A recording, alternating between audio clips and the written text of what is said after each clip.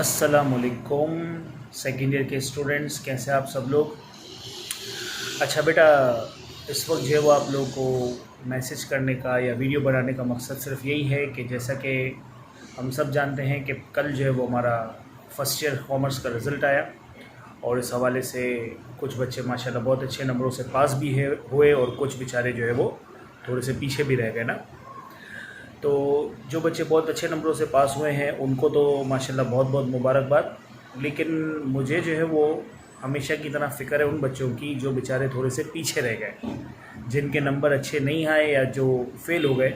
क्योंकि आपको पता है कि एक ऐसा बच्चा जो कामयाब हो जाता है उसको तो हर कोई जो है मतलब कि जो है वो लाड से, प्यार से, मोहब्बत के साथ ट्रीट करता है। लेकिन ऐसा बच्चा जिसके नंबर थोड़े से कम आते हैं उसको हर एक को जो है वो उस बच्चे को जो हर एक की जो सुननी पड़ती है, माँ बाप की भी, टीचर्स की भी, कि देखो ये मैंने क्या, देखो ये तुमने क्या कर दिया, तुम्हारे पीछे हमने इतनी फ़ीसें ज़ाया की और तुमने जो वो बिल्कुल भी जो हमारा ख्याल नहीं रखा और तुम्हारे नंबर जो इतने कम आ गए ना। तो मैं बच्चों से भी कुछ बात करना चाह रहा हूँ और बच्चों के पेरेंट्स से भी बात करना चाह रहा हूँ। तो बच्चों, ये वीडियो आप अपने पेरेंट्स के साथ भी ज़रूर शेयर कीजिएगा। पेरेंट्स के लिए यही है कि भाई, अब ऐसी सिचुएशन में जो बच्चा आपका इम्तिहान में पीछे रह गया है, आपकी सपोर्ट की ज़रूरत उस बच्चे को ज़्यादा है बनिस्बत उस बच्चे के जो इम्तिहान में आगे आ रहा है। एक तो वो बच्चा पहले से ही टूटा हुआ है और ऊपर से अगर आप भी जो है वो थोड़ा सा उनको डांट देंगे या डपट देंगे, वो बच्चा और टूट जाएगा।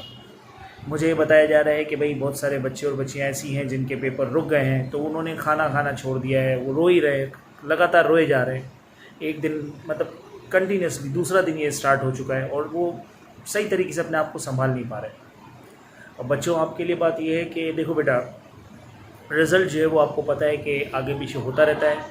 यहाँ की हमारे कराची की और सिंध बोर्ड की चेकिंग का जो वो क्राइटेरिया कैसा है वो आपको अंदाज़ा नहीं है। खैर, मैं इस फील्ड में तकरीबन काफ़ी टाइम से हूँ तो मुझे अंदाज़ा है कि यहाँ का चेकिंग क्राइटेरिया भी उस लेवल का नहीं है। बहुत सारे ऐसे बच्चे हैं जो वाकई में पास होने के का डिज़र्व करते थे लेकिन उनको फेल कर दिया जाता है, और कुछ बच्चे ऐसे होते हैं जो बहुत कम मेहनत करते हैं लेकिन वो फिर भी पास हो जाते हैं। तो आपको पता है यहाँ का चेकिंग क्राइटेरिया कैसा है ना।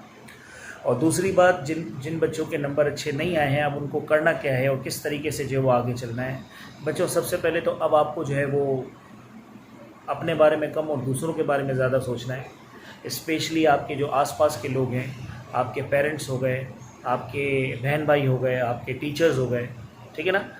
क्योंकि आप अगर अपसेट रह रहे हैं, खाना नहीं खा रहे हैं या रोए जा रहे हैं, तो यकीन करें कि उनको भी ये बात बहुत बुरी लग रही है जो आपके करीबी हैं, ख़ास तौर पे आपके पेरेंट्स को। क्योंकि जाहिर सी बात है कि आपका सबसे सबसे करीबी रिश्ता जो है वो आपके पेरेंट्स के साथ है।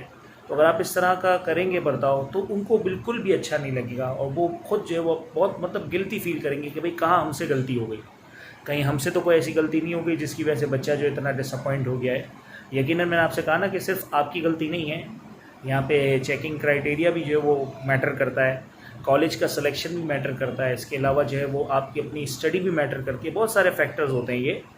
तो बेटा, इन चीज़ों को भूल कर आप जो है वो आगे बढ़ें, और आगे बढ़ने के साथ साथ मैंने कहा ना, अपना तो आपको ख्याल रखना ही रखना है, साथ साथ अपने घर वालों का, अपने आसपास के लोगों का जो ख्याल रखना है कि जिनकी ज़िंदगी आप लोगों की खुशी के साथ जुड़ी हुई है, ठीक है ना। भले आप एक इम्तिहान में पीछे रह गए, और पीछे रहना, फेल होना कोई बहुत बुरी बात नहीं है ना।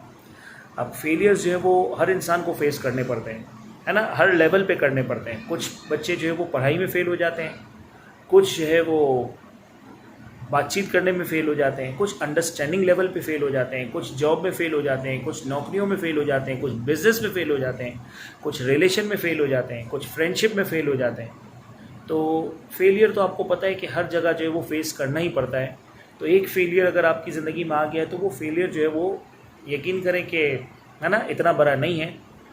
मैं आपके सामने खड़ा हूँ, जाहिर सी बात है कि मैं हूँ, सजवाद है, हमने भी ज़िंदगी में बहुत सारे फेलियर्स देखे हैं।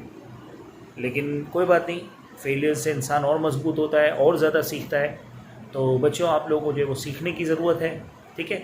और साथ साथ जो है वो अपने आगे की तरफ आपको तवज्जो देनी है, अपने सेकेंड ईयर की तरफ तवज्जो देनी है। क्योंकि सेकेंड ईयर भी जो है वो अब आपके बिल्कुल, इसके पेपर भी बिल्कुल आपके सामने खड़े हुए हैं। जहाँ तक मेरा ख्याल है, अप्रैल का मंथ तो आपको पता है रमज़ान और ईद में ही निकल जाएगा। मई का मंथ इंशाल्लाह आपका जो वो लास्ट होगा, और जून से जो है इंशाल्लाह ताला आपके जो है वो फर्स्ट ईयर सेकेंड ईयर के पेपर्स हो जाएंगे। तो उम्मीद करता हूँ कि जो डिस्कशन मैंने आपके साथ किया है वो काफ़ी ज़्यादा पॉजिटिव रहा होगा, उसके बारे में आप सोचेंगे, गौर व फिक्र करेंगे। और अपने साथ साथ मैंने कहा ना कि आप अपना भी ख्याल रखें और साथ साथ आपकी ज़िंदगी जिन लोगों के साथ जुड़ी हुई है या आपकी ज़िंदगी जिनके साथ जुड़ी हुई है उनका भी जो है वो आपको ख्याल रखना है, ठीक है। तो ये जल्दी से रोना धोना बंद कर दो और खाना वाना खाना जिसने अभी तक नहीं खाया बेटा ज़रा, है ना, अपने माँ बाप के साथ बैठ के खाओ, पेरेंट्स के साथ बैठ के खाओ, ठीक है, ताकि उनको भी अच्छा लगे। और सिर्फ़ अपने पढ़ाई के बारे में सोचो। और एक फेलियर या एक कागज़ का टुकड़ा आपका फ्यूचर डिसाइड नहीं कर सकता है, तो उसके बारे में तो सोचना छोड़ दो, ठीक है। Thank you.